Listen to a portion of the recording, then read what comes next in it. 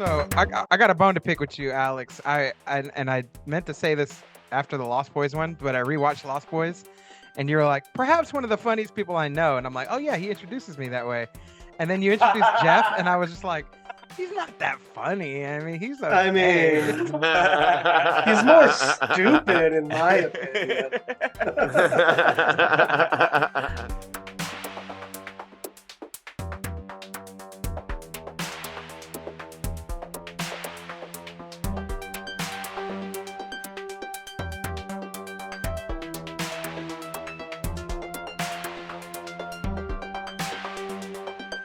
Hello, you beautiful nerds. I'm Jedi Master Grayson. And I'm your favorite cousin's favorite cousin, Bill. And welcome to Does It? Oh. Oh. Well, actually, I meant to say Happy Halloween because it's Halloween time. Yeah. And this is the show, the spookiest season of the year. This is the show where we revisit classic genre films to see if they're as good or as bad as we remember. And we may get drunk while we do it, but as always, we can't do it alone. Yeah, that's right. Every episode, we are joined by a special guest to help us determine if this film stands the test of time. Or if it sucks. Or if it's just dog shit. And today, you might as well call this the Fast and Furious episode because we got family in the building today. That's right. It's Nine Nerd Yards crew. Introducing first, he's a lover and a fighter, but it really depends on how much he likes your movie. It's Jeff. What's going on? How's it going? I'm excited to talk about Bones. Oh, me too, man. This is a crazy movie. Excited to hear y'all's take on it. And I have takes. I feel like Snoop Dogg sits like this all the time. I might just do this the whole time. He's sitting like that right now. Your stance looks like his voice, honestly. And you can catch him. You can catch Jeff and this other gentleman on the Nine Nerd Yard stream where they talk about nerd shit like Ahsoka, Atlanta, and The Idol. I will tell you, Bill, since you were so prescient to ask. He's the host of the Unfiltered Bachelor podcast. It's moneyblakeweather. What up, Money? What's happening? It's your favorite cousin's favorite Mexican, per usual. You ordered me. You said you wanted something for Halloween. I'm Mexican, and you don't really know if that's the truth or not. Also, too, I thought you were totally introducing me again because you said lover and fighter. I'm like, I thought he was introducing and I host Unfiltered Bachelor. How does he know I'm a lover and a fighter? Swear and to then God. You M. Night Shyamalan went a different route. I wasn't mad at it. I just thought you were talking about me. So no, fuck it. I think he's doing it on purpose at this point. Right? That seemed intentional. I was like, yo, son, that fucked me up. I was like, yo, I was totally about to be like, what the fuck? No, I was confused too. It was pretty good though. Switched it up on me like Caitlyn Jenner, Alex. Yeah. No, just subconsciously shading Blake at every. I'm gonna just tell you, it's gonna become a thing. I feel like it's just becoming a thing at this point. Yeah, and next time I'm gonna be like, his name is Blake. You love him. It's Nine Nerd Yards. And I'm leaving. Thank you for having me. Finally drove him away. But no, we love you guys. We love it every time you guys come on the show. But Bill, what are we talking about today? Oh man, let me tell you something, Alex. I'm kind of upset about this, but today we are talking about the 2001 horror movie Bones, starring Pam Grier, Clifton Powell, and of course Snoop Dogg. You forgot Hakeem. I didn't forget him. We got all those people there, but those are the three. Man, that's what's his name? Richard Harrington. What's his name?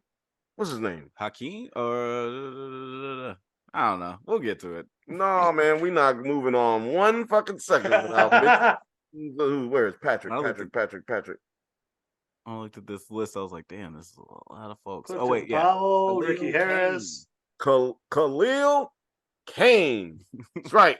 Better known as Hakeem from fucking goddamn, yeah, Juice? Juice? Yeah.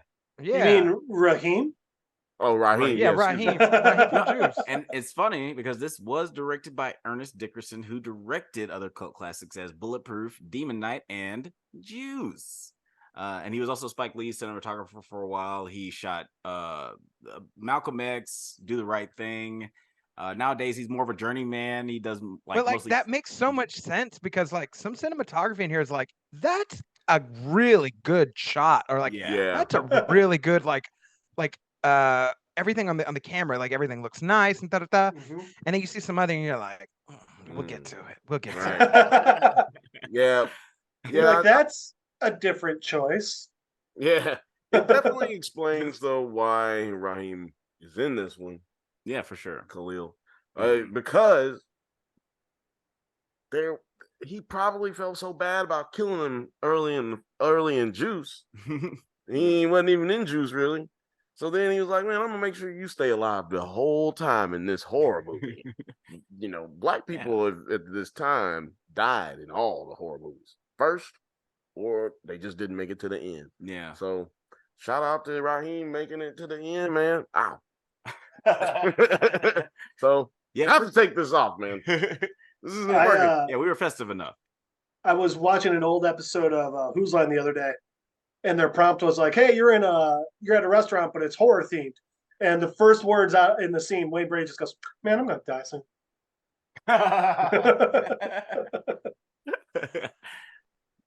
Amazing. Love Wayne Brady.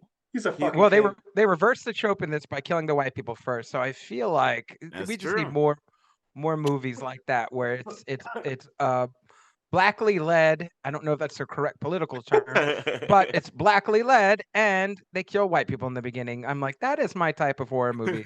I remember watching this and I was just like, yep, I like this. Yeah, it's definitely an interesting movie. Well, yeah. No, go ahead, Jeff. I was just gonna say, white people tend to make much dumber decisions. We would die first. I mean, yeah, go to any black movie theater, they'll tell you all the things that the white people should be doing. Yeah, easy, very loudly and obnoxiously. I'm glad. But correctly.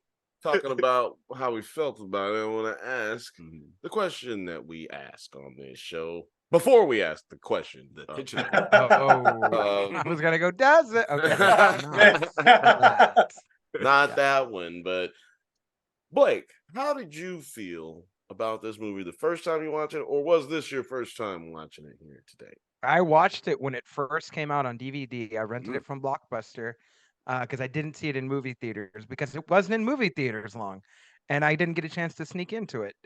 So I remember renting it and then like watching it. And here's the thing. My sister grew up for some reason when she was like 2 or 3. She was like 2 or 3 at this time, loving the Leprechaun movies for some reason. Like Leprechaun in the Hood was her shit for some reason. I don't know why. It's the best one. Perhaps, right? Like he's got a magical flute. Pulls a fucking bat out of his throat. It's amazing. Yes, all the graphics and everything. Amazing is a word. He Mary Poppins him a bat out of his throat. Yeah, that's quite great. But yeah, I remember renting it. I remember watching it after I came home one day, and I was just like, if I never watch this movie again, I'm gonna live my life very happy. And then, so this defies the logic of what I usually say when I say I have fond memories of watching this movie. I have a fond memory of remembering watching this movie. I wouldn't say I have fond memories enjoying this movie. You must have had a good lunch before you watched this movie. First I watched it.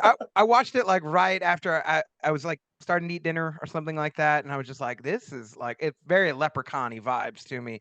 But yeah, I was like, I could make it in life without ever having to watch this movie. And then you reached out to us and you're like, guess what? We're going to watch this movie. And I was like, I was already on the fence about it. And then it took me like 2 nights to watch it. And I was just like, I have made better choices in my life other than watching this movie. Have you though?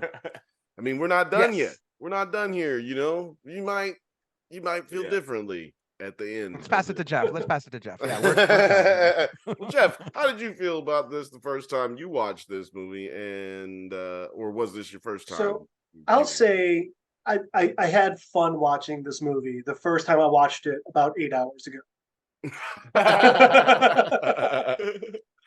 But I think one of the reasons why I had so much fun watching it is because today was the first time I watched it, and going into it like with the attitude of like, we're gonna have fun making fun of this. Oh yes, there's plenty to talk about when it comes to this 2001 classic. Yeah. Okay. Let me know when you're ready for thoughts. I got a whole all the thoughts. Let us run down the rundown. What was it? What was your? Oh no, I turned the sound off on purpose. But what was your? I think that we have a similar first. Well, I think we saw it together. I mean, if I'm not mistaken, we saw this with our uncle or at our Uncle Larry's house. That's what I was gonna say. Watching this on tape. Let me just say this right now. We've said Uncle Larry too many times on this specific show doesn't hold up.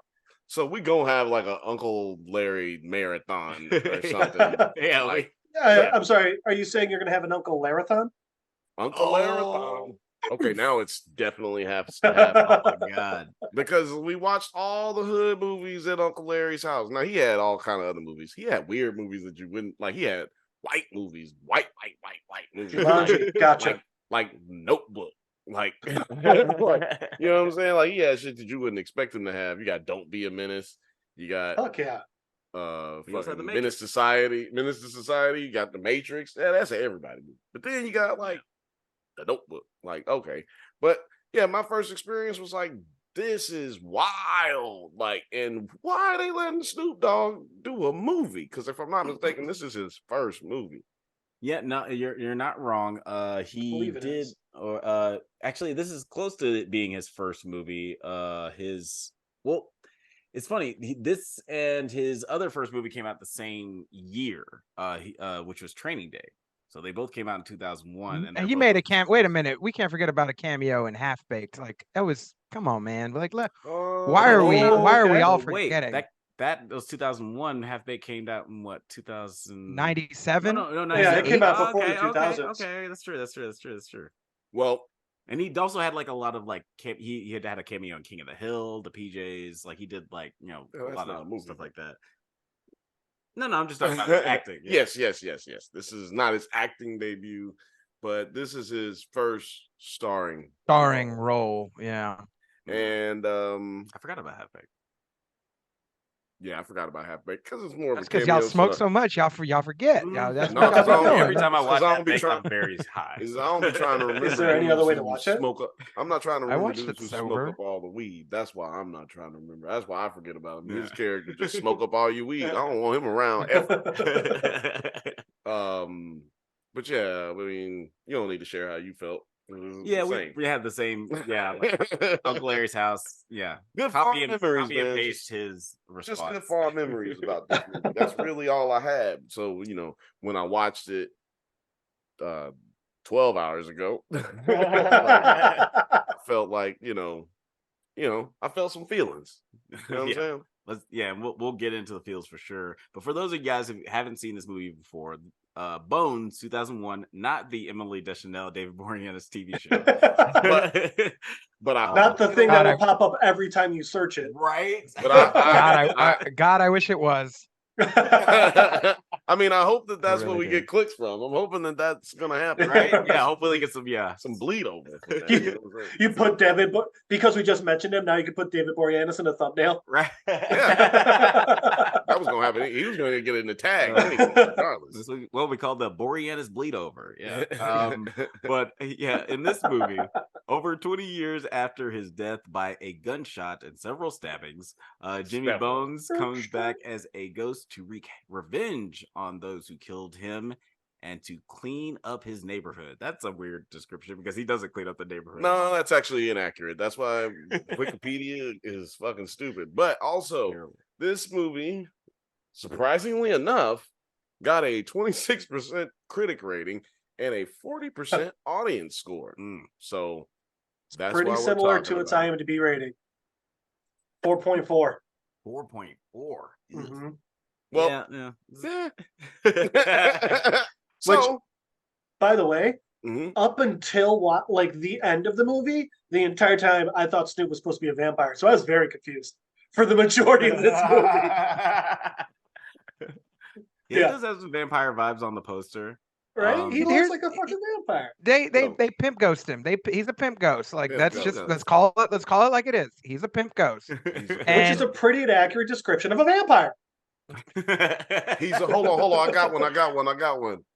He's a pimp ghost coast to coast. I like it. Pimp ghost coast to coast. It's a new TV show. All right, nephew. Yeah. It's my new TV show. I'm gonna be. I'm so excited for Bill to do Space Ghost Coast to Coast, but with nothing but pimps and hoes. Yeah, I like it. I just interview hoes and pimps every once in a while just to get it. Well, they're not called hoes anymore. They're called OnlyFans models. Let's get this correct. I got me 2023. I got me 26 OnlyFans models in, in my search engine. No, I'm joking. I'll share mine with you. Before we get into the story of this movie, real quick, I just want to go over a couple of reviews that I went to look up some reviews from 2001. That's right, just to see how people thought of it at the time. This film has its haters, it has its lovers. It's both sides of the spectrum. It seems more divided than it is now, where like the 26% rating. I wish Siskel and Ebert was still doing shit when this movie came out, so I could hear what they was saying. Because those are the most colorful motherfuckers when it comes to talking shit about a movie. They really do. Especially when one of them feels one way and the other feels the other way. When they disagreed on movies, that was the best day ever. It was great. It was like hearing it's like a class 101 on how to talk about movies. Class 101 on how to talk shit in a very colorful way without cussing. Because you're on CBS or whatever. Let me tell you something. Shout out, RIP to System Weaver. Look, check out. You can watch their. You can watch their shit on YouTube right now. You can watch their old episodes because I am right this second. So do it. I'm watching it right now as I do this episode. Yeah. Richard Harrington of the Washington Post says too much of Bones feels transplanted from genre staples like Hellraiser, which I feel like is a pretty on the nose, like and not too harsh criticism of the movie. I mean, that's what they were going for, I feel like. Yeah. And Mike LaSalle from the San Francisco Chronicle says to point out little flaws in this one would be like looking at a demolished car and complaining about the taillight not working. Oh, that's a review. I like Mike LaSalle. He's good. Yeah, he's spicy. But Owen Gleiberman from the Entertainment Weekly, he said maybe pure trash, but it's trash made with the kind of oozy psychedelic zest that powered a movie like A Nightmare on Elm Street. So the zeal, the ambition. Yeah. I think that's what he's speaking to. You know, the campy. It's I feel it's by the gabagools. You know what I mean? Hey, I grab him by the. I'm gonna issue apology to all of our Italian listeners next episode. I'm cool with but any gabagools out there too, apologize. I don't care. I love gabagool. But I'm curious what you guys thought. Blake, I'll let you go first. What did you think of, like, specifically the story, the script of this movie, how everything played out? Yeah, I'm gonna take some words from. I listened to Double Toasted about this movie, and he described it as there's a biracial Scooby-Doo thing going on, and I said yes, that is correct. And then also to the white people that are in here, he said it's the same white people trope. And the other dude was like, "What are you talking about?" He's like, "Anytime white people are lost in the hood, they always say, 'Hey man, I'm lost.' Like that's it. Like they don't say where they're at, but we know you're lost in the hood." Right. I also described this movie to somebody as a bootleg Candyman because that's how it feels like. It does. And it's all of that without the rules of like, what is this dude and how do you get rid of him? Because that's what makes like scary movies good, like when they have a killer feel to it. Which is why Jason just went on too long because you're like, this motherfucker just never dies. The Michael ones are cool when you're like, yeah, he's a guy, he's just like possessed, and you're like, all right, maybe we'll just shoot him or blow him up. I don't know what we'll do. And then explaining like Freddy, right? He's in your nightmares, but like you can defeat him and you got some powers. So like there's some sort of weakness and we know we need to, we got the backstory, but like what is it? Like he's vampire ghost pimp? He's just a ghost pimp? Is he just what? I don't understand like all of his power sets, right? Like that's one thing I think we take for granted. We watch like superhero movies now and then look at something like this where like we know what their power sets are. Like he's just like super strong, or this guy's like super smart, or like, okay, this guy gets angry, he turns a different color and he beats things up. All right, cool. But like give me something. I have no rule set for what's going on. And everybody in here is they're just if we thought that kids nowadays and Gen Z are idiots, these kids are doubly idiots. Like unintelligence is I only say the kids are the dumb. right word. The only reason Gen Z children or kids, whatever you want, whatever, Gen Zers are dumb. The only way that they fall into that stupid category is because like they be like not knowing shit, and then they use that them being young as an excuse for not knowing shit. And see, at least when we was growing up, you just didn't know shit. You just be like, man, I don't fucking know, man. Fuck, I don't know. And you be like, you stupid. Like, yeah, motherfucker, y'all know I don't be knowing shit. Like, goddamn, don't ask me. Just admit that you're dumb. Just let it go. Let it go. Also, we're also like, well, then tell me. Don't just sit here and be like, well, you don't know. Then fucking tell me, and then I'll know. Gen Zers need to use Google. They use Google for everything except for the things that they don't know. They look up all kind of shit, but they don't look up the things they don't know. Don't be telling me you don't know. Google that shit. They'll tell you Kylie Jenner's eye color, but they won't tell you. But like, when America was founded. But my point exactly. My point exactly. To Blake's point about we're changing. I'm sorry. I'm gonna cut you off. Okay. We fixing America right here, man. We over here having conversations that's fixing America. Yeah, we are. But yeah, are you saying that we're making America? No. You got to you have the red part of your hat showing. You don't want to. I don't want people. I don't want people getting the wrong idea. Ash Ketchum, everybody. It's Ash Ketchum. I got the box. But no, to Blake's point, there aren't a lot of rules like set up around Bones as like the Spectre, because a better film, I'll say, there will be like some sort of scene where maybe Pamela or Pam Grier's character does some voodoo shit after he dies, and that's why it becomes a Spectre, or maybe it's on an ancient burial ground or something like that. Like, but there's no reason why this one guy just. So you think that the Spectre should have had ghost of all ghosts? You saying the Spectre should have had a bone collector? Sure. Is that what you're saying? Hey, I just threw that one out there. I don't know. I don't even know what half of that means. Well, the other issue is that his powers seem limitless. He can do anything, man. I actually love that part though, because I don't like ghost movies and like shit like I hate zombie movies mostly, but not like all zombie movies, but anything made recently, because we've already done it. We've done it all. There's nothing you can do. It's like rappers shouldn't rap about fucking your girl no more. Everybody's fucked your girl. Like, don't say nothing else. Like, it's okay. I already know about that. I already know about that. Is this part of this show, or is this part of the Pimp Coast to Coast show? Wait a minute. This might be a better show. Let's go. No, it just leads back in. You know what I'm saying? I bring you back in. I got to let you relate to something, then I can pull you back on in here. You know what I'm saying? Like a pastor. I love it. Weirdest ever. What was I talking about? No one knows. No one fucked your girl. That's what you said. The rappers, they've not fucked your girl. So usually I don't fall in love with ghost movies and stuff like that, and zombie movies, just because everybody's done everything. But when this movie came out, nobody had really done it like this. But like we had Hellraiser, like we mentioned, and then I think Mummy came out after this.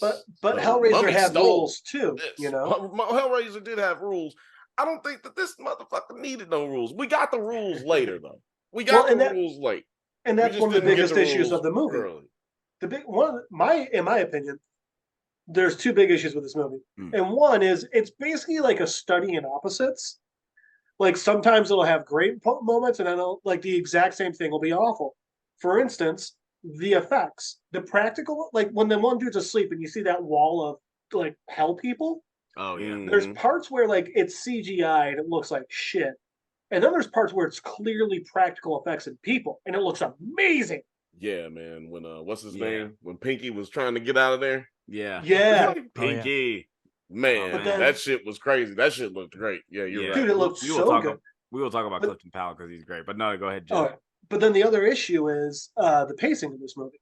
Like, no. The last 30 minutes, not even, Bones has appeared and is just going ham wild. Like everything, all of Bones' killings were awesome, but they happened too fast and there was not enough time to build suspense. If they had spaced it out throughout the movie, they could have gotten us in and gotten us like feeling like more like, is this person going to live or die? You know? You have any thoughts on that, Blake? Before I go in, that's absolutely correct. Like this movie is just like, where are we going with this for the first like 2/3 of it, and then the last 30 minutes is just like, oh, we're going everywhere. He does all the stuff and he can do all the things. And why wasn't he just doing that from the get-go? Like people would be so much scared of him right now. And so absolutely, like it literally they were like, hey, let's just tear the roof off at this club and like let's just go all the directions. And indeed they did. They took some chances. They did. It was very ambitious, as I like to say. So I just feel like this movie, to Jeff's point, it was paced badly, but there's a reason for that. I think I could fix this movie. And you know how I think I could fix it? Just editing this correctly. Because when I was at the very beginning of the movie, I was thinking, this should not be at the beginning of this movie. Like the intro with Snoop singing the big payback with the flashback. It's giving you like some game on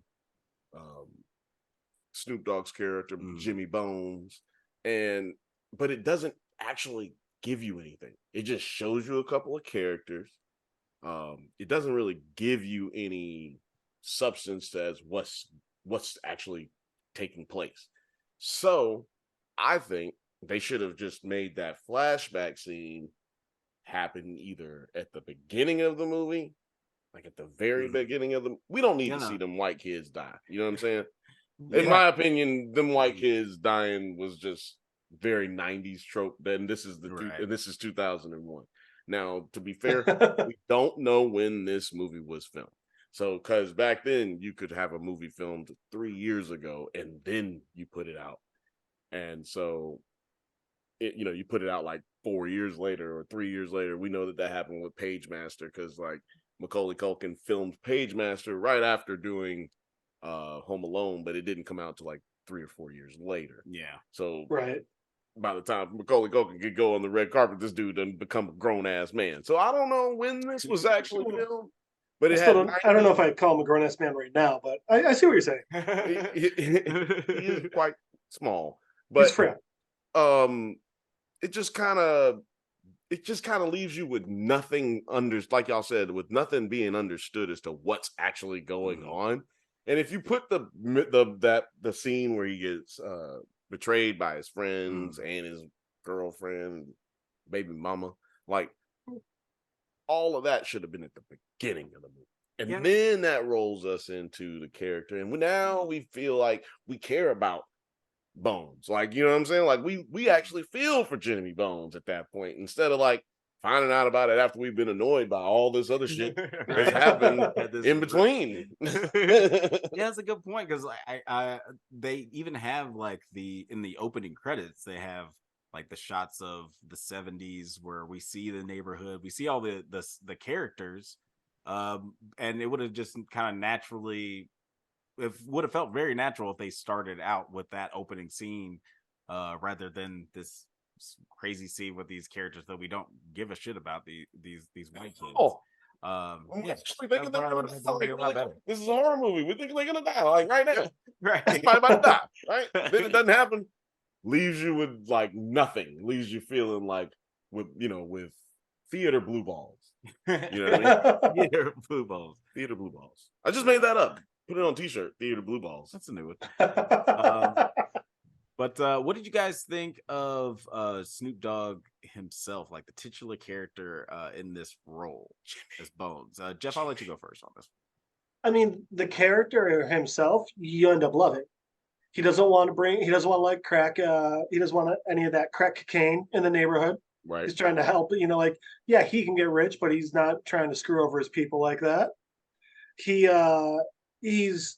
obviously he's a crook, or not a crook, a criminal, but like, he's not a bad guy, I mean, what was it he said earlier in it? Hang on, I read it. Status quo is totally cool with me, baby.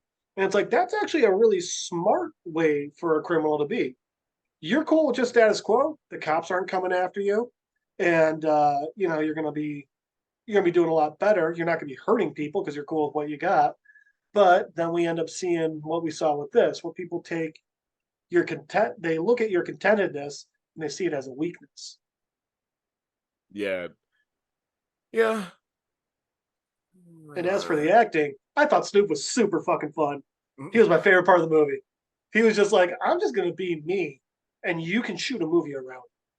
Yeah, because I mean, I'm just going back to what you were talking about with his character. I felt like early on, I thought he was a drug dealer. So yeah, that would have helped a lot to know that, hey, this dude doesn't sell drugs. Mm-hmm. He was about trying to uplift this community. They never clarify, like, right, like what exactly he does, but like he they sells dress him up like he does a lotto. I mean, he runs everybody's lottos. Lottos. I'm gonna tell you what he was doing. He was running the numbers, which is like the ghetto lottery, and then he was selling love, intimate care to other people. Yeah, that's what I said. Would he star at a coast? Yeah, he was a ghost pimp. I mean, yeah, he was a ghost pimp. He was a pimp. But like, they never be like, yo, Jimmy was a pimp, right? Like, they should have just said like some things of what he was. Like, what they tried to do with this character is like make him out to be like the quote unquote like good guy that we should be heartfelt, like, and be like, oh man, you died for no, dang, yeah, no, I get why you're killing people. No, I don't get why you're killing people, but I get why you're killing the people that killed you. Right. So I will say this, like, with that in mind, yes, I don't think anybody else could have played this role though besides Snoop, even though we don't know what exactly he was. And the trope that I was like, they did it better in Godfather was when Don Corleone doesn't want to sell drugs to the streets. Like, all the families come together. Right. This is in Godfather 1, and they're like, we're going to sell drugs. And he's like, you're not. We're not. We're not doing this. Don't make the deal.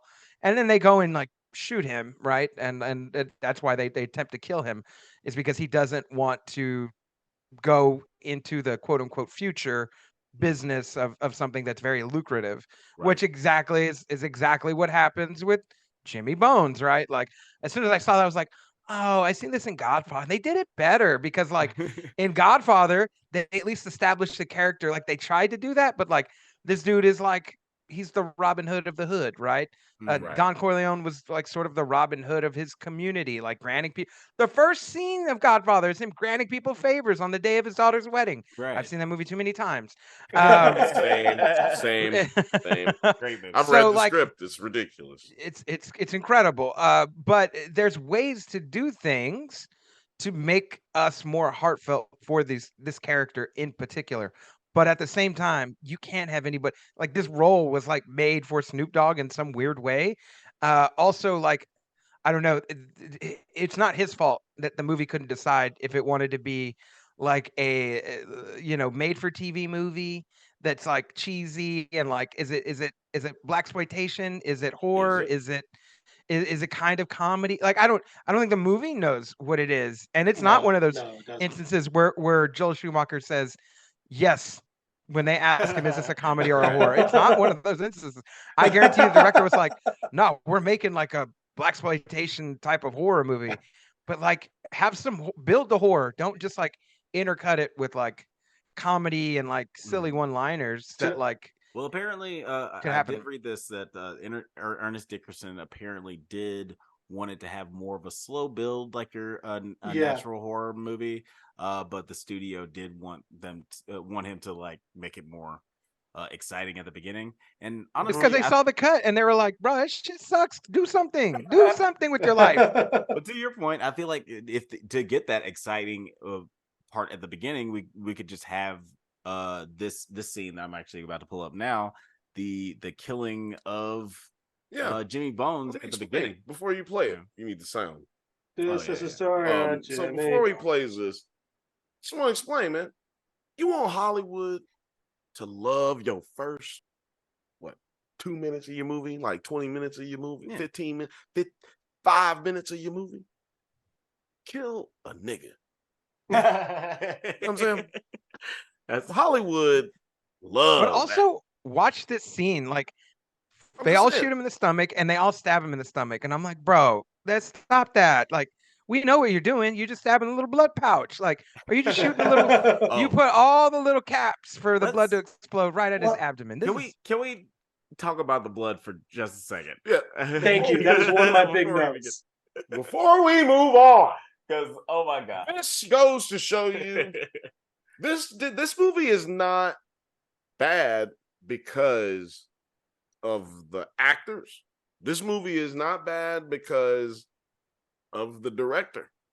This movie is bad because whoever the producer is for this movie made sure there was not enough money to do anything that made a good goddamn bit of sense.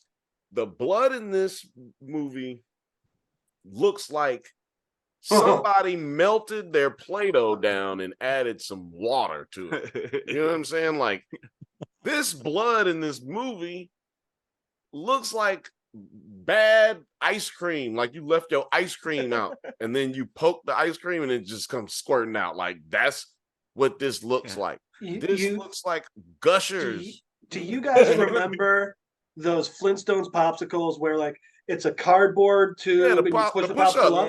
It's like when it's one of those melted. Yeah.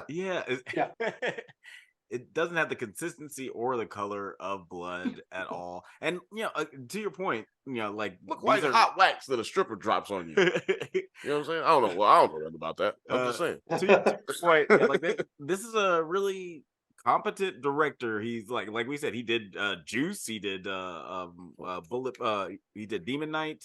And he still works. He directed episodes of Walking Dead, Dexter. That's why I got the conspiracy. That's why I think it's a conspiracy to make a black man's movie bad.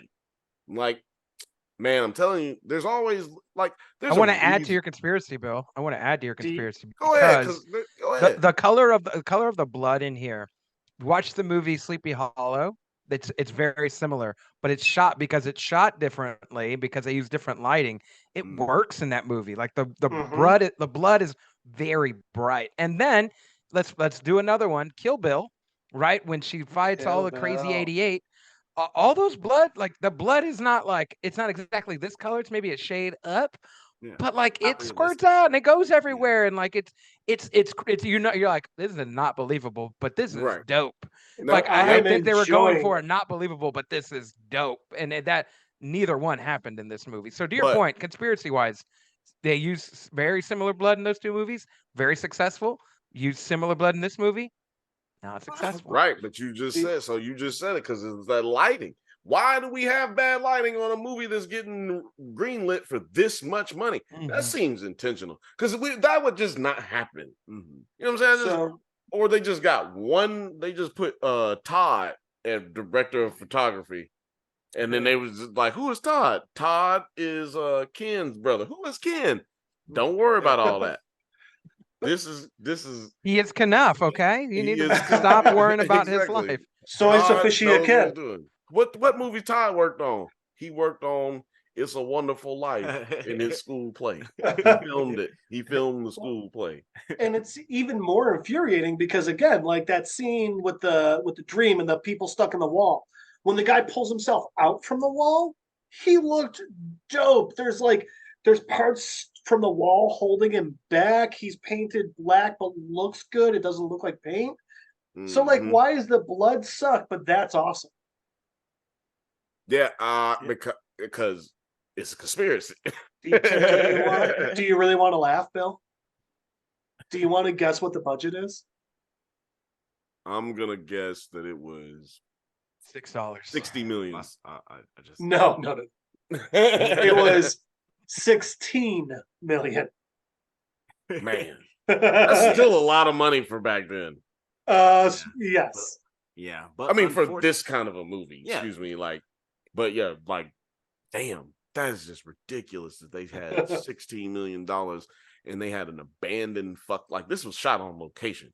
This is not like a house that they had to build at Universal Studios. Like, this was shot on location and they got this out of $16 million. I mean, I can do this movie better right now for $400,000. Okay. I think what happened was somebody on the production or the director, they went to Vegas for a hot minute, spent a good And then 8-10 million, and they're like, bro, how much? That was money for the movie. Like, what do you? Fuck it. Well, how much we got? They're like, we got like 4 million. Like, we could do a movie on 4 million. 4 million. We We can can make do that that. work. That's good. I know where we can get a house too. I know a house we can get. Yeah, You know how to make it fake is. blood? They were counting on going to Spirit Halloween and the closeout sale, when it's all real cheap. But they got there just a day too late, and it was closed down and they had left. So they're like, fuck, where are we gonna get some fucking fake blood? And then they saw the ice cream truck right next to them. They're like, I got it. That's when Todd came in. He's like, "Hey guys, I got an idea." Todd came in, handled it all. Any problem they had, scare my Todd mom. fixed it. Yeah, you just scare my mom with melted sherbet every day of the year. It was great. Let me show you how to do it. Let me show y'all how you do it. Oh, this is only orange. Doesn't matter. I can change the colors. Watch. It's cool. I'll take the yellow out. Unfortunately, even with all those little cutting the costs, it still didn't even help them after the movie came out, because the film opened at number 10 at the U.S. box office, earning $2.8 million in 847 theaters, and ended up only earning $7 million domestically, with coming off of its $16 million budget. So did you see? And only 1 million more worldwide. Yeah, but did you see how much it made after it went to DVD? No, because this is like the DVD age. This is the DVD age, and because this is what would happen back then, ladies and gentlemen, boys and girls. Excuse me. Back in the day, your movie would come out either on VHS or DVD, and once it came out, it could save the numbers that you had on opening day. Let's just say your movie opens up at number 20 on the weekend. Well, your movie won't be out next week. Oh no, that's right. Studio's cutting your budget, but it will go straight to DVD and VHS. And that means a cult following could pick up on your movie and make you so rich. Grandma's boy. You could be Kevin Grandma's Smith boy. rich. Perfect. Out of nowhere. So Kevin Smith, Clerks, Mallrats, Fight Club. People Fight forget Club. that Fight Club was kind of a bomb at the box office. It It was- got oh, most of its money and got his money off of TV. because high school students couldn't get into the goddamn rated R movie, and that's the only people who it mattered to at the time. Oh, we loved it. It was so good. Speaking of high school kids, what did you guys think of the the younger characters in this movie? We had who do we got here? Again, the biracial Scooby-Doo gang. Is that who we're talking about? Yeah, by the way, you got to Scooby-Doo bring up the gang. clip of the dog in a minute. I really connected That's a with all of teaser. them, and I really felt the performances coming through. I think Patrick was the only good actor, or he had the only good performance. I should What's say. her Not, face? Bones' daughter was pretty okay, yeah, she was good, but that might just be Even- because I'm really into her. She's fucking hot. even I was into Pam Grier, and I felt like Pam Grier just did not do it well in this. I was like, yo, this might be Pam Grier's worst performance in a movie ever. And I don't know if that's just because she just felt like, yo, this is crazy. I'm just gonna do whatever the fuck I want to, or if it was just like, she was giving it her best, and this was just it. This was the end of that. I don't know. Maybe she was going through something at this point in time, but I just felt like this was not her. This is probably her worst performance. Which get your worst performance in the worst movie that you've ever been in. You know what I'm saying? Like, go ahead and get it out of the way. It's like if you have a bad night, make it against the worst team. You know what I'm saying? Like, don't have a bad night against the best team. Have a bad night against the worst team. Maybe you still get a win. Yeah, I definitely, when I was watching this recently, for this, I was like, I've seen better performances out of all of these actors in other things. Like, I liked the main actor way more in Juice. I like Snoop more. And Baby Boy, I think he's better, incredible in Baby Boy. I think he's actually a really strong actor when he's cast well.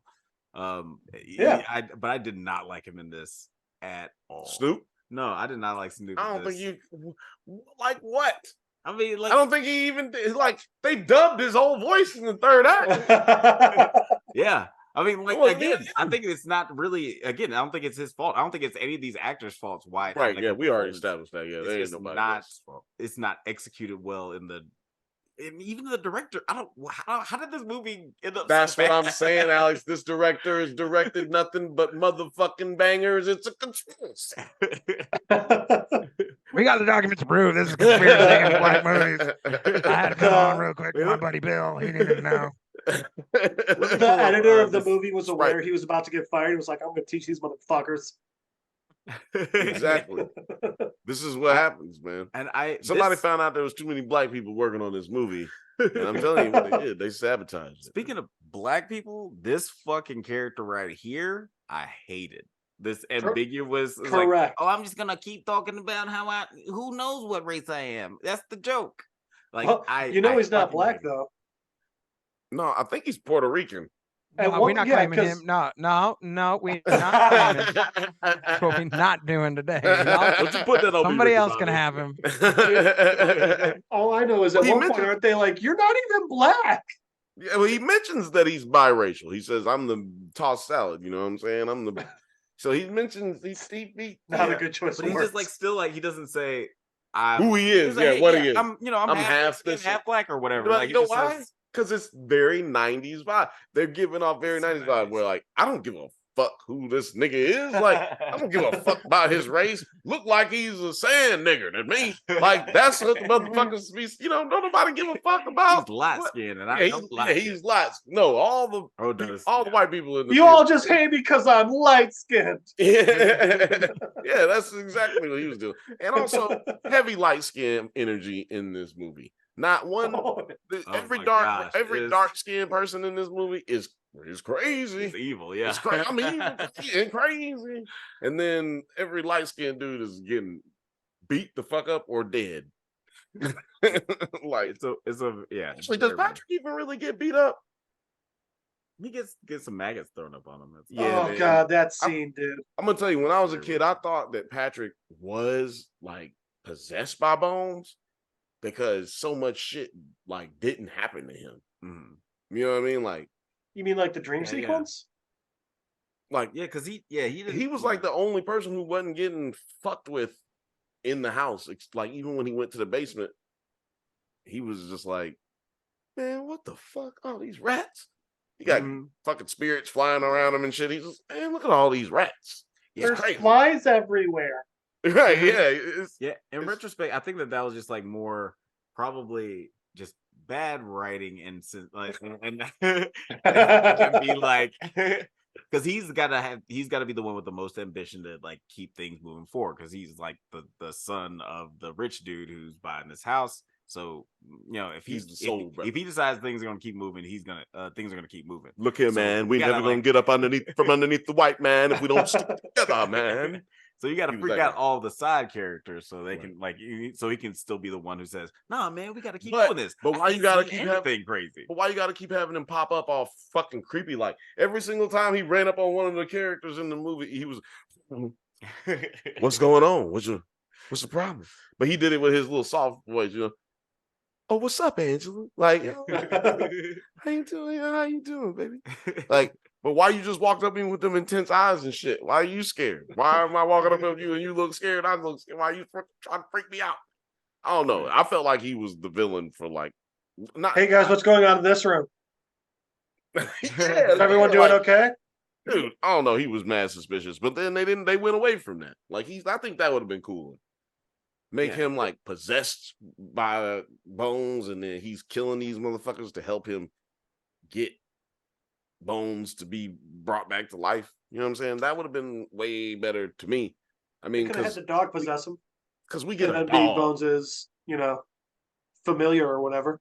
We get a dog. And you can't tell me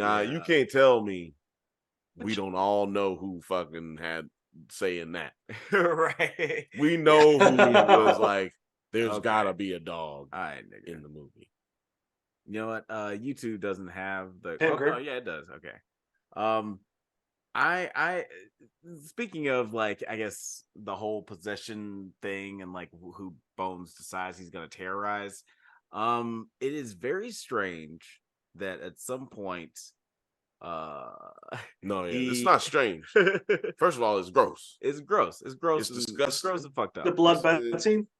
Yeah, the blood scene, but also I guess it's kind of sort of implied that Bones is sexually assaulting his daughter. That's fact. Yup. That's what I thought you were gonna say. Yep. Which is so strange. Let's roll that beautiful bean footage.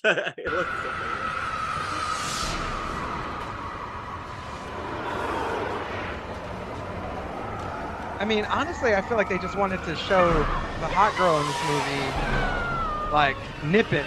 See, she's nipping hard. Facts. And then they wanted to put her with some blood or something. They were just nipping hard with blood. They were just like, hey, thermostats are reading cold. The turkey is done. Right. I mean, they threw some. This blood looks better than the blood that they used, by the way.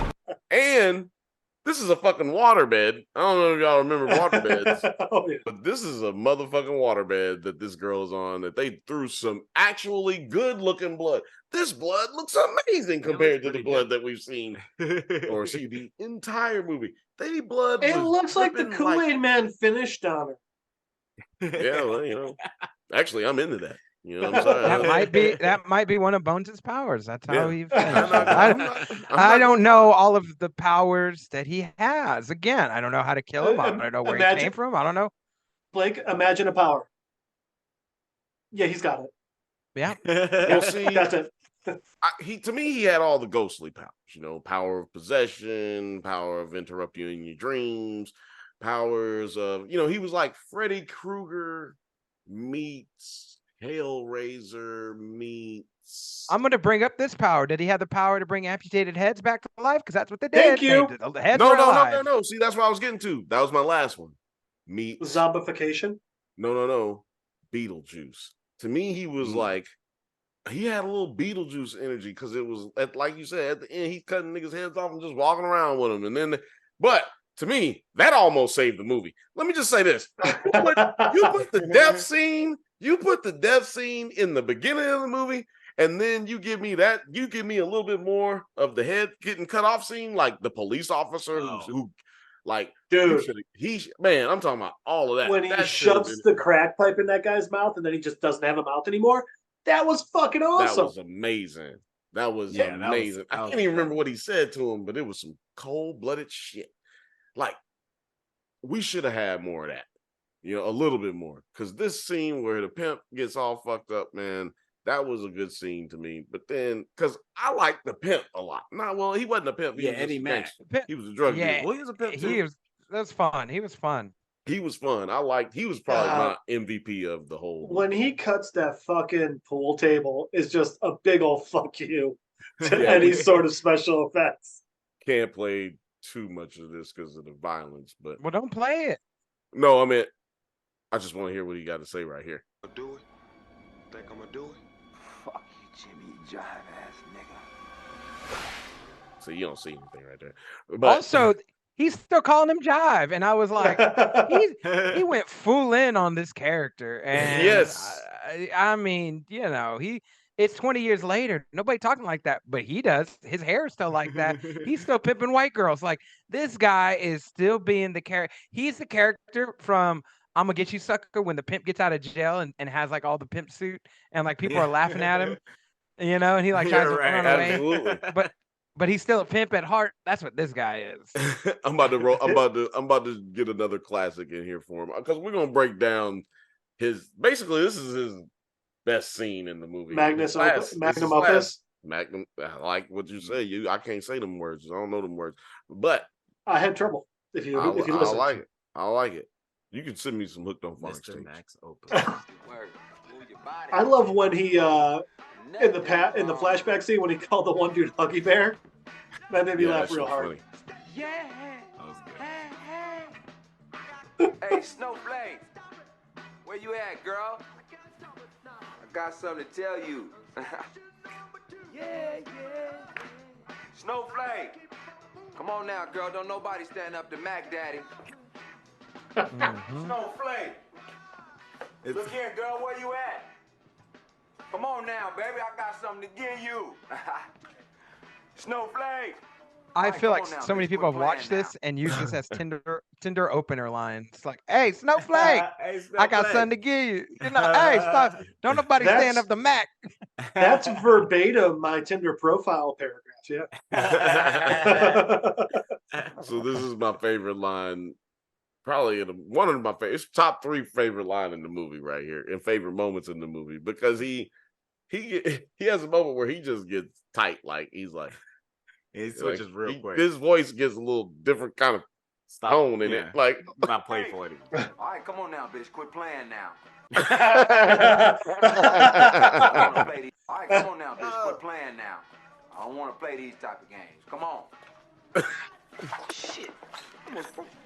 And that blood looked better. I mean, God damn it. Also, he's still in his gaiters. He's in his boxes and gaiters. And that is a sure sign of a pimp right there. If I've ever seen one. He was like, Snowflake. Snowflake. All right, bitch, quit playing now. This is getting weird in this motherfucker. I'm getting his nigga senses started tingling, man. It was he literally was just like, oh shit, something bad's about to happen. This is the part of the horror movie when somebody dies. I'm not trying to be a part of this, but he did mess up. The one thing you don't do, all black people know this. All horror movie fans know this. You don't walk towards where somebody didn't come back from. You don't do that. You looking for this bitch, look for her outside. Because I am not going into the room where the bitch didn't come back from. You know who can do that? The police. You know who can do that? My parents. Right. Right. These are literally the rules in Scream. Like when somebody says, I'll be right back, chances are you won't be back. You're dead. And Exactly. you don't go that way. Exactly. Point. Even if there's a way, look, find another way in there. Like go to the back door to find out where she's at. Don't fucking go the way she went. As case in point, we have to bring up this very tropey scene in this movie where I think Patrick goes to go find the racially ambiguous dude who just got killed because he hasn't come back. You know, he's been. It's like, hey man, I've been playing the same song for 45 minutes. You better get in there. They're starting to turn on Bob, or George. George, was he playing Go Ninja Go? Because Go Ninja Go played over and over again. It was a Muzak special. Let me tell you, it was the worst damn shit that I've ever heard. It was people. It was person music. Can we also point out the guy that took over for DJing is like, he should be back by now. It's like, you just let him go upstairs with a random hot woman. You thought he was going to be back in like a minute and a half? Actually, yeah, and you're playing the same fucking song over and over. You don't need any help, dog. You don't need any help. You really should have seen this coming, motherfucker. Like, this isn't surprising. Roll that beautiful bean footage. Man, get decent. I'm coming in.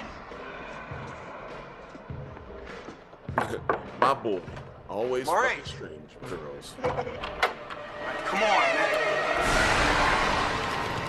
Looks nothing like that. Oh gosh, the dog. Oh, you pausing it now? He's so cute though. You're pausing it now? He's trying to not get copywritten, bro. Oh Leave my him god! alone. But no, we figured out a way around that. We figured out the secrets. Some amazing CGI comes right after that pause. Oh yeah, no, we're not doing all Oh my god! that.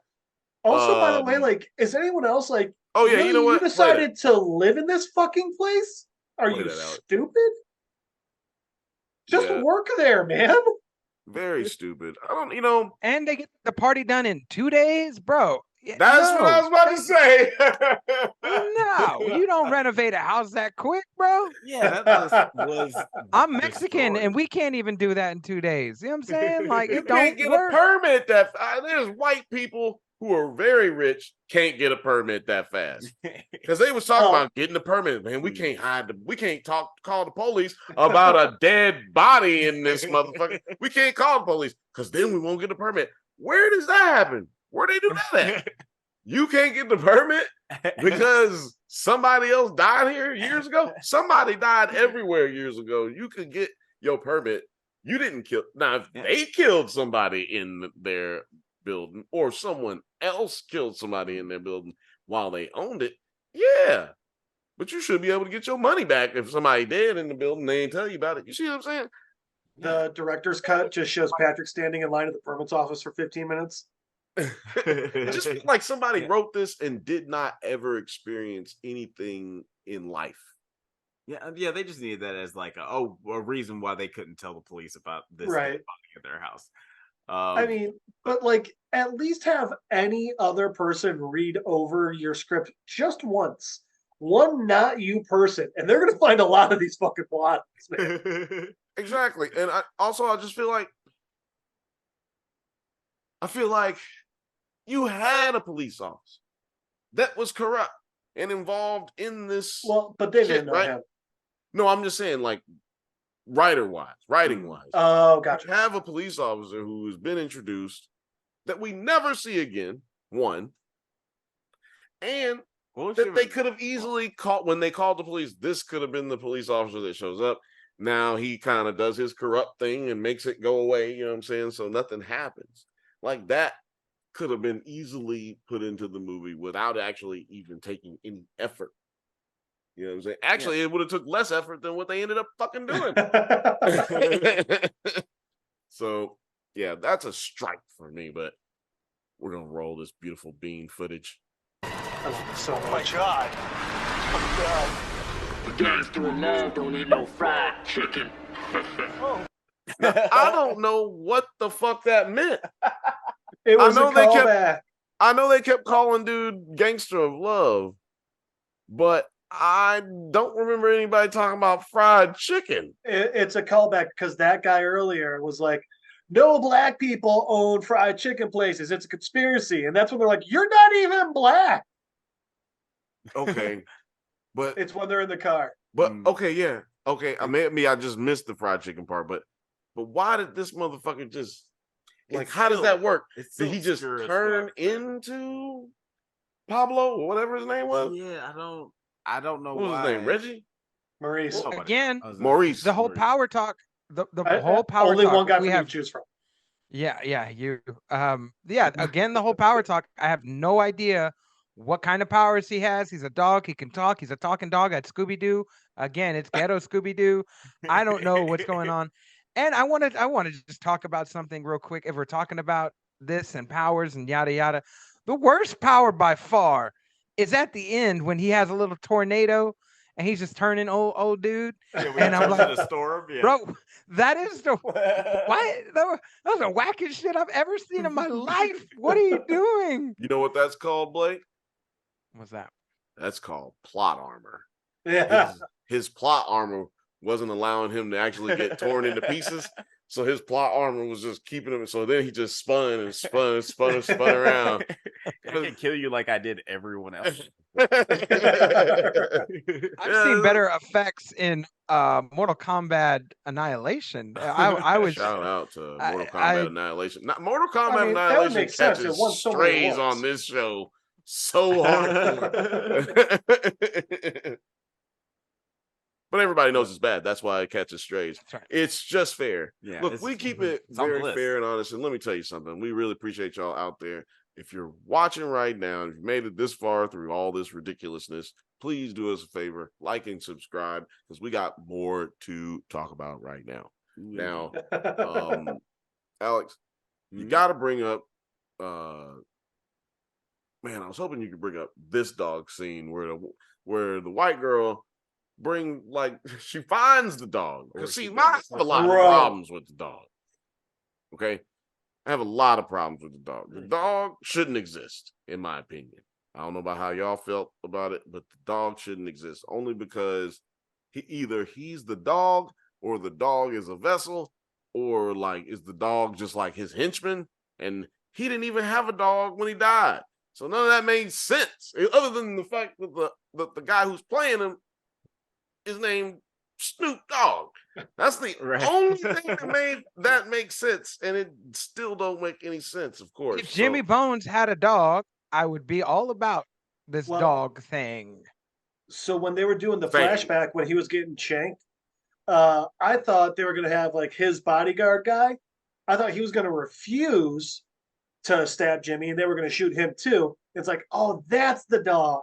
That would have even made sense, No, but yeah, they done already blew that off the window because he's the fucking crazy old black dude trying to shoot the dog. But then he shoots the dog don't die. How did the dog get back inside? Did the dog lock the doors? The dog got some kind of goddamn key? Dog door? Did y'all see a dog door? Like a dog key? I don't know. He was scratching at the door and Jimmy let him in. Yeah, I don't know. That didn't need, to me, that made that created an element that made it ridiculous, that brought out more of this fucking ridiculous asshole. You know what I'm saying? Brought up more. See, I think this is where it's right before it. Yeah. It's right before. Hey, look who I found. Oh, you mean? Oh, okay. Play college. Because to me, this is crazy. First of all, when you walk into a room you've never been into before, and you see this, what? Why in the hell are you? Why are you not closing the door? This girl is wrong room. Yeah, I'm leaving. Yeah. Oh, my bad. I didn't even know this was yours. I didn't know there was a demented dog at this point. Yeah, close the door. The dog has red eyes. They got red eyes, that's bro. Cool. This motherfucker has red eyes. He's falling down. You just stepped on a jawbone downstairs with teeth in it.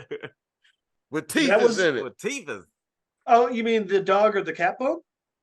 Right, exactly. So look, the dog or the cat. The dog or cat bone looks just like a human jaw. What about that one? Looks fresh as hell. What about the red? What about the claw marks coming into the building that are still red for some reason? I don't know how that works. But the note I wrote down was, so this dog survived as long as it did on no food except for what's clearly a human jawbone. Right. And your response is, puppy. Seriously, because then she's like, let me. Yeah, the only evidence of food it's ever had is that dead person. How long have you been locked in here for? 2 days. My burger. Throw the burger over him, and when he goes for the burger, close the door. All right. But also, I just want to say that this is based on the truth. This is how white people be with dogs. They're like, no, he's so nice. I just adopted him. He's 2 years old. And you're like, dude, your dog's the devil. And you need to stop bringing him around dog parks. Dude, white people just be going out, just adopting all the dogs. Like, bro, take care of your skin. You aging like a banana. Why are you trying to take care of dogs? What are you doing? Stop it! Why they find the worst dog at the kennel and get him? They be like, oh, he ain't never gonna find a home. I'm gonna give him right. Is I can turn him around. That's what it is. Nope, you can't turn this one around because he's murdering ass, eating people dog. This dog eats people, man. Didn't make sense. Yeah, shouldn't have happened. This dog and the scene should have never happened. Yeah, the logistics behind the dog don't really make any sense. It makes just as much sense for her to open that door and it'd be like 10 penises in that room, or just open the door and there's a whole bunch of penises fall out on top of her. It makes just as much sense. That would also make and it would have been more entertaining. Honestly, it's a better scene. Like, oh, what is this movie about? Somebody watched this movie and was like, "Yeah, that's the type of bones I'm talking about." I think that they rented the wrong movie. Is all I'm saying. Yeah, I would have loved it if they watched that that scene happening in that movie, and they're like, "Oh, bones." Titles. Oh, this is a masterpiece. Yeah, man. So let me just go as my question that I like to ask. If you had to give it to somebody, you got to give it to somebody because this is a movie and this is what we're doing. Who is your MVP of this movie, Jeff? Oh, I mean, like, you want to say Snoop just because fucking Snoop, but no. I'm gonna go with Cynthia, and it's again just because she is fucking hot. She is gorgeous. I don't know what else she's been in. Lawson. Yeah, let me look her up real quick. While Blake, I can tell you what she's gonna be in. Your My Wet Dreams. That's right, baby. Oh, she was in Save the Last Dance. Oh yeah, she was. She was like the hot adversary. She was like the Nikki. The unfriendly black hottie of the movie. That was a thing. Another movie, in my opinion, that was very 90s, but came out in the 2000s, right? Like, yeah, should have been a 90s movie. Cusp movie. Should have been. He was in a couple episodes of Teen Wolf. Okay, yeah, 12. she does stuff. I like. Well, shout out to light skin. That's your MVP, right? Wait, what'd you say? Hmm? Saying Jeff, that was your MVP. Yep, that's my MVP. Okay. What about you? Yeah, what about you, Blake? Yeah, I'm gonna give my MVP, but before I do, I just want to point out there's a scene in this movie where the kid brother, he's playing video games, he's playing House of the Dead, and that's literally what this movie is. My House of the Dead. That's dope. Man, that's a great catch. I know that. Yeah, I know that the director, somebody was just like, "Put House of the Dead." They're gonna get it. They're gonna get the Easter egg. Like that's what. It's that's an what it's Easter gonna egg. be. Yeah, it's before Easter eggs though. It was like Easter egg before Easter egg was like popping. I Easter, spent countless hours playing House of the Dead in the movie theater in Birmingham, Alabama. Just like, okay, I'll get there like 3 hours early for my Oh man, arcaded it up. My favorite MVP person of all time in this movie is the pimp. It's what's his name? Eddie Mack. Is that his name? Eddie Mack. Eddie Mack. It was great, bro. Pimping until the very end. And Mac Daddy. I know they weren't going for it, but he is definitely the best comedic relief in this movie. Like when he's just a talking head, has all the bars, all the lines, talking all this shit to everyone. It was going to be a close second because Clifton Powell is in this movie, and there are so many moments where when he was on a rant with his son, like when his son bought the house, and he's like, "You, take that shit back." I was like, "Dude, he's pinky ranting. He's pinky ranting. Put a wig on and be pinky because you pinky." He was pinky right there. He pinky ranted so many times. That's why. That's why that is my MVP, which is Clifton Powell. Because let me tell you something. Like you said, when he said, I was like, first of all, it took me fucked up. It fucked me up because it was like, how did he get the keys? That was on like all of a sudden he had was the recorded. It was all quiet because he was I didn't hear a word you said. Oh, I'm sorry. Well, when he said, take it back, take it back, all that shit. I was like, how did he get the keys, man? Like he had the keys all of a sudden. Like, Raheem drove them there in the Navigator. But then when he got mad about the house, he had the keys and he threw them on the ground, and then picked them back up, or I don't know if he picked them back up, but he threw something on the ground or dropped something. I think that was just a bad take that they did, that they just had, that they just went with. Because he lost it, and he went to like go get in the car like he was trying to get. Didn't he get in the car and leave?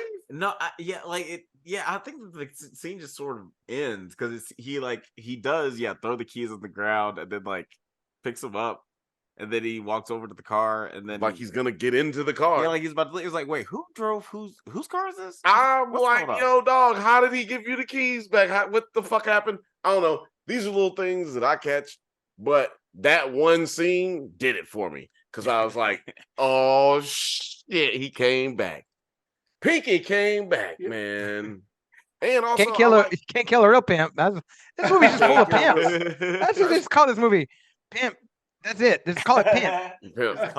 Pimp. I just feel like that he did this is something that you never see. You know, Pinky came out a little bit in this movie, but this is something you don't normally see him in. From a humble, pipsqueak type of point of view, like a nigga just trying to make some money and get out of the hood type thing. Yeah. Usually he's the nigga in the hood, right? A pimp or a hustler, just somebody who come around and fuck you up. You know what I mean? Right. So yeah. On that note, I'm glad he made it out of the hood. I am glad he made it out of the hood. But you know what? The hood brought him back in. Like literally, it sucked him into another dimension or something. But yeah, he turned into some weird. Before you tell us who your MVP is, Alex, can we? Well, actually, you tell us who your MVP is, and then we do have to talk about the upside down in this movie. Oh yeah, we do have to talk about the upside down. I was gonna say Clifton Powell because I do love him so much as an actor, and I think that him in Dead Presidents would be a better performance as Bones in this movie. Honestly, I feel like you could just take that character, put him in this, and that's Bones. It's better Bones. But I didn't really love his performance in this as much as I loved the terrible acting from the bodyguard. He was awful. Oh my god! To the point where it was hilarious. Holy shit! Yeah, I'm gonna try to pull that up. Because he was really bad. He was like disgusting. His death scene was like, the funniest shit. Even just his, I'm not gonna stab you, just the. Yeah. Every choice he made just perplexed me, and like it made me wonder why and how. That stab is just as bad, and I'm just gonna kind of toot my own horn real quick. If you go and watch Murder on the Orient Express, there's a scene where they're stabbing Johnny Depp, and Penelope Cruz does this she has like a knife. She's like, she just started stab, and it's like the worst stab of all time. And then I saw this movie, and I'm like, this kind of neck and neck. That bodyguard's aiming for worst stab of all time. All right. Blake's like, Penelope, why are you using this for your acting lessons? Right. that every scene that guy was in, that's one where that day on set, the director's just sitting there like, huh? Yeah, no, that was a good one. Yeah, no, we got it. Yeah, we can move on. Like, no, I think we got it. I'm trying to find that's fun. Death scene for old dude, Alex. Yeah, it's in there. Like Chris Evans and what's it called? And Scott Pilgrim. That's actually hilarious. It's actually hilarious. Man, what a great character for him. I would love to put that on Does It Hold Up, but it's just too damn universally loved. We're gonna be breaking down we could break down the cartoon soon. Excited about that, man. Same. I'm sorry, I'm holding everything up because I'm looking for this damn scene. Oof. If you've never read the there it is. There we go. I was gonna say it's at like 57, 58 minutes. Oh, man.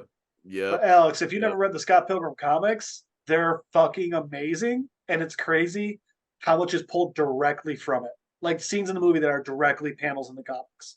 Yeah, I really want to read the comics before the show comes out, but that's gonna be hard because it comes out like when we're recording this. It's like in like 2 weeks. Yeah. Oh god. Okay. This is actually the scene that they've submitted to everyone for awards. Yo, this scene is a little blaxploitation-y. No, it's completely blaxploitation.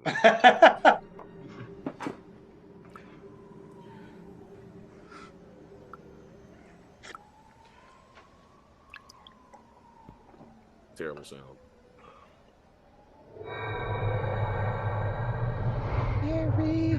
Have y'all ever done that? Have you ever drank a shot and then looked through the glass? I mean, when ghosts are hunting me, yes. Only then. Then and only then. So it's the way I detect them. How do you know ghosts ain't around you if you don't look through a shot glass? Take a shot. All right. Can't know. Now this is right here, y'all. Free at last. Free at last.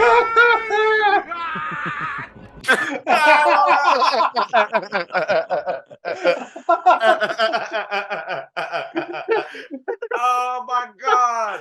I died when I saw that. You know what? You know what I did when I saw that? I said, bring it back.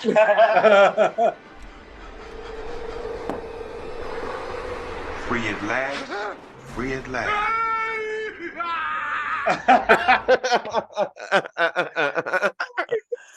Also, Bill, you got to go to 5838 right shortly after this. Okay. Because they show back. the stabbing, Clifton Powell and him stabbing. And honestly, I thought Penelope Cruz was bad. These two are tied. These two are tied for worst stabbing of all time. Bro, that scream thing right there, that's like when they're when the actor forgets their lines, they're like, I'm just gonna have a little fun this take. And they didn't expect the director to be like, yeah, it's cool. Keep it. What time did you say? 58:38. Right here, right there is perfect. Whoops. Right. Yeah, right there. Remember? I'll show you what I remember.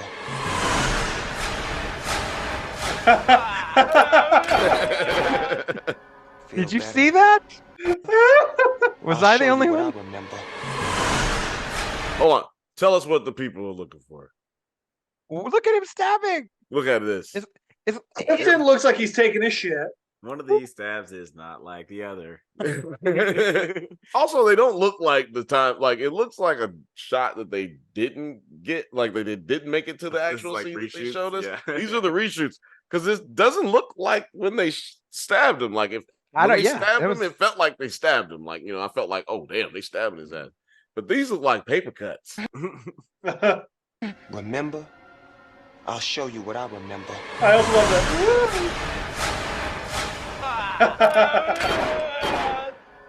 Feel better. Both of those stabs are just absolute trash. Yeah. Yeah, and I also love how Snoop does the face waterfall from Face Off. Yes, like or from Prince. Remember? Yeah, I'll show you what I remember. Look at this. Look at the stab. That's someone who either is shitting or needs to shit. Yeah, man, that was fucking amazing. I'm not gonna get enough of this, to be honest with you. I'm gonna watch it while y'all talking. Like I'm just watching that part. I know nobody will be able to hear it, but I'm just watch. I'll just be putting it on my dreams. But guys, honestly, this has been super fun. We could probably talk about this movie for like 3 more hours, but nope, don't want to do it. I'm not gonna do it. The only other thing I got left to say is I don't care. There is no amount of money you could pay me as an actor or just a regular person to just get a mouthful of maggots. Oh my God. Yeah, let's talk about the maggots real quick before we move on. Hold on, just really quick. Yeah. At certain parts they were.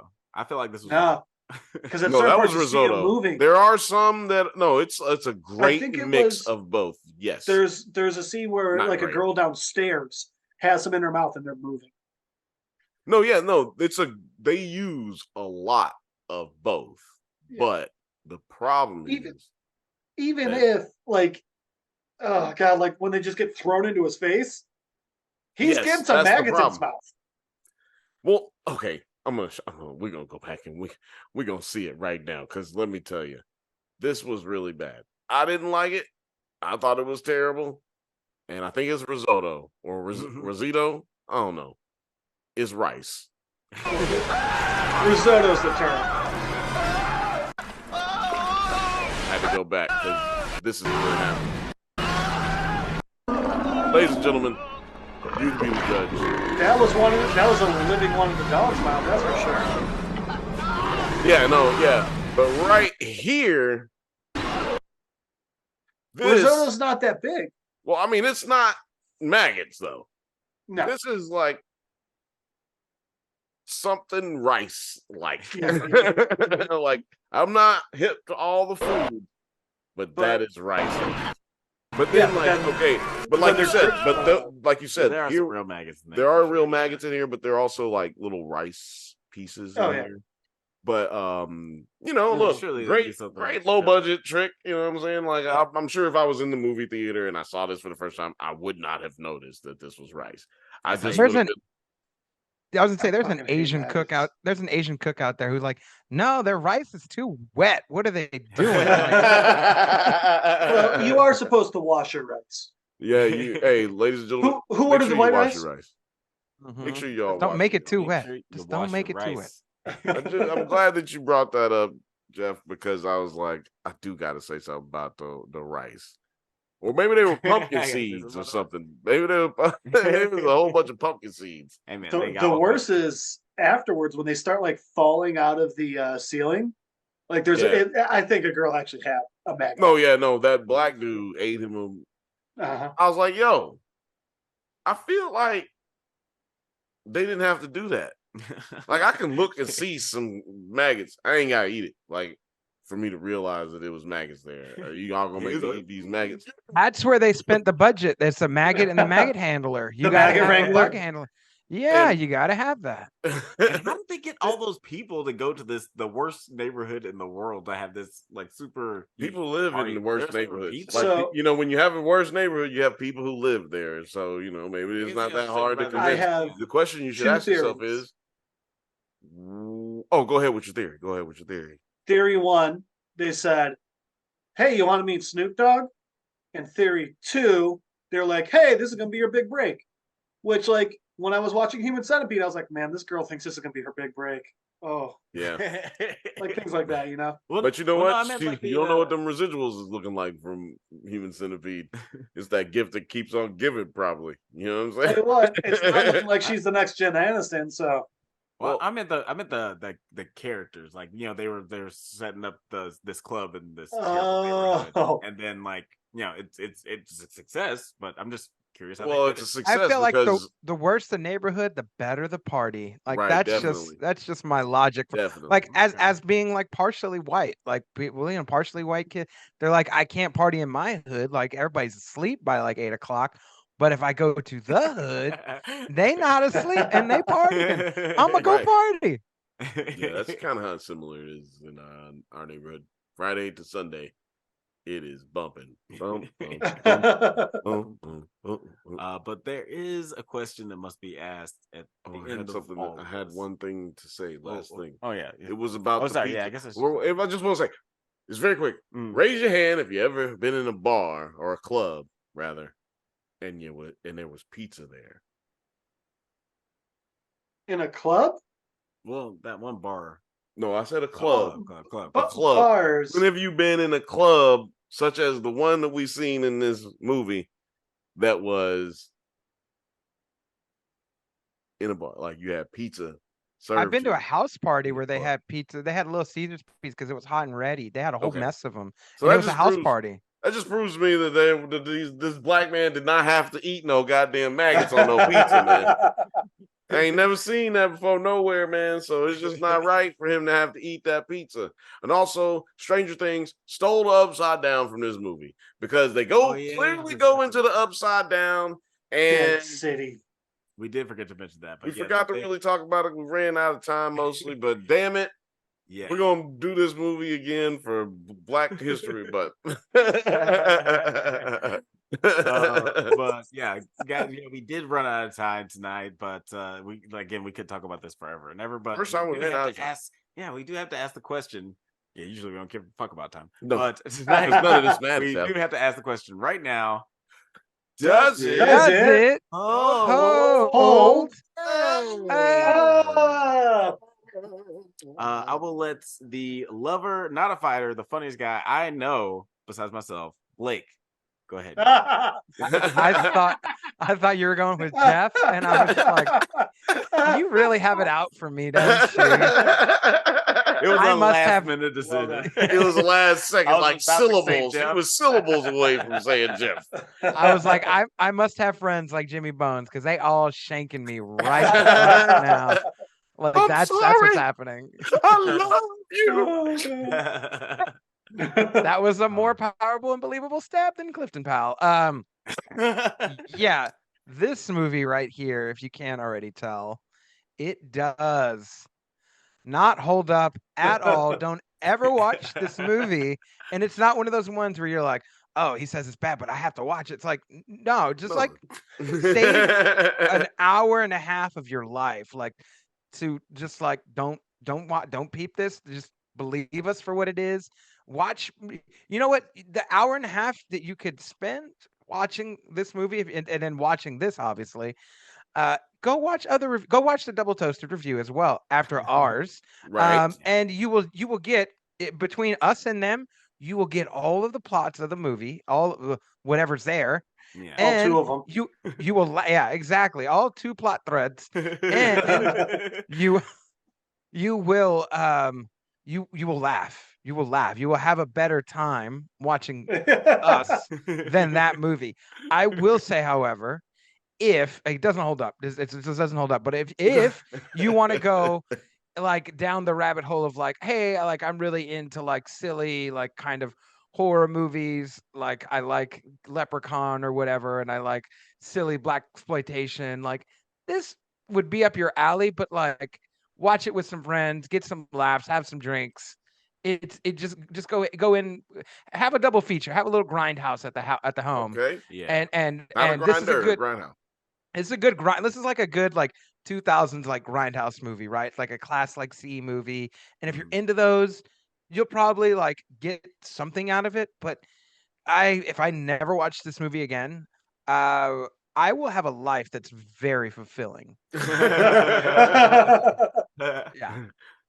Oh shit! Well, we know how Blake feels about it. Like that's a pretty that's- definitive vote. Yeah. No. It had that light sense of color like a Siskel and Ebert. Yeah. Yeah. And that savoir-faire. Or But I guess the hate, the visceral hate.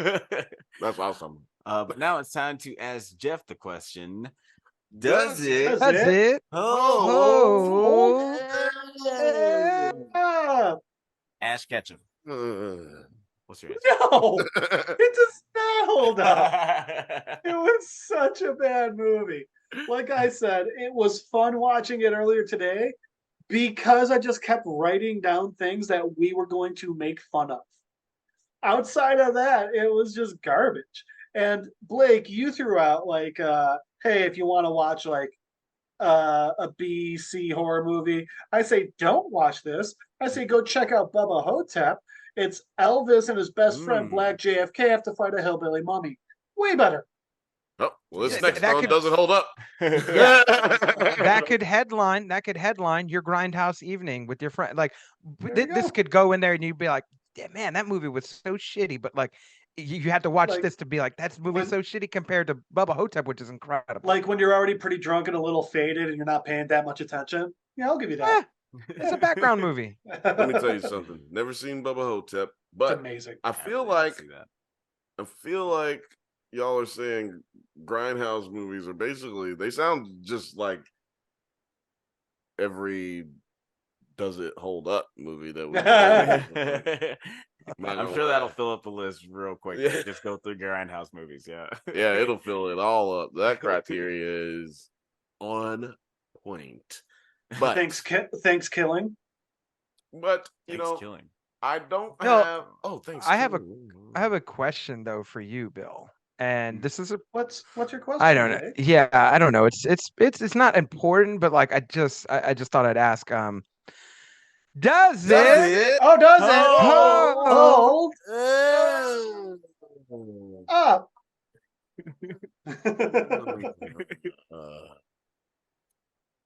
You know, since we both answered how we felt about it the first time we watched it, I feel like we can both answer how we feel about it. Yeah. Now together, And right? also, since it's not very theatrical, if we just answer both, because then there's no real tiebreaker. So, so we're gonna do it the same time today. Let's see how that works. I don't know how it's gonna work, but this movie doesn't hold up. No, it doesn't. No, it doesn't Who hold could up. have seen that coming? Doesn't hold up. But what if I said it does and he said it doesn't? That would have been funny. We would have called you we a would have liar. kicked. Yeah, we would have kicked you off the next year of episodes. You would have not been invited to the backyard barbecue. Is what's going on. I feel like this movie. This movie almost made it to my holds up, because let me explain. The criteria for does it hold up is not like did I like this movie, but it is could I make this movie today? And technically you could make this movie today, but it's the thing is you have to be able to bring the same actors over. You have to be able to bring the same script, basically. And you have to bring over the score. And the score just was fucking terrible. Yeah. Like, worst music in a movie ever? Which is ironic, because I feel like they could have gotten rights to a couple of Snoop songs pretty easy. Oh, no, that They was a did. check. Some of 2001, that'd have been, no, 2001, that's probably like $300,000 a song, something like right off the rip, plus his royalties off it. Well, they don't have to pay for the royalties, but yeah, like, that'd have probably been like $300,000 a song. They got a really shitty song from Snoop Dogg in this movie. The payback. He's not afraid to make one of those. He is not. He will make you a shitty Hey, song. paycheck's a paycheck, right? Will take a right. Look, Yeah, it was. Yeah, it wasn't that great of a movie. They like again, the music wasn't great. The bad acting from a lot of good actors. And good acting from some bad actors. it was just fucking dumb. It could have been so much better. We already explored all the reasons why it's just not good. We fixed this movie 3 times on this episode. So. Yeah, like you can watch like Planet Terror and Black Dynamite, get a better idea of like what this movie I guess wanted you to feel, but failed. If your children are acting shitty, horribly. make them watch this movie. You gonna sit down and watch Bone. That'll teach them. Don't make me. But guys, before we get out of here, let's let the people know where they can find you. Jeff, where can the people find you out in the interwebs? Well, you can always try and Skype me at Don Cheadle's driveway at littledickie2.com. It's because of the hackers. The hackers. You can try and find Jeff Madel on Facebook, Madel Jeff on Instagram. And if you're going to be in Austin a couple weeks before this came out, you can meet me at ACL. That'll probably be fun for the time travelers. Yeah. Go back in time. Blake, where can the people find you out there in the world? Yeah, I thought you'd never ask. You can find me, moneyblakeweather, Facebook, Instagram, Twitter, and Snapchat. You can follow my podcast, Unfiltered Bachelor, on all those same places, or wherever you listen to podcasts, whether it's Apple Podcasts, Spotify, iHeartRadio, the Googles, the Amazons. Podcast is everywhere. Or if you can't get enough of that, you can find me on 9 Nerd Yards. We're constantly breaking down all type of nerdy stuff there. Or if you're such a fan and you're following all the things, come follow all 3 of us. Well, I say 3 because we're in 3 different cameras right now. Yeah. But all 4 of us, all the group, the biracial Scooby-Doo gang. You can follow us at we are the biracial Scooby-Doo gang. Goddamn. We really are. Don't let anybody else tell us otherwise. You can find us at Nerds at Night, where we're just dropping amazing videos, and Bill is telling you everything going on in the wonderful world of pop culture with the twist. Is he drunk? Is he not? Tune in to find out, ladies and gentlemen.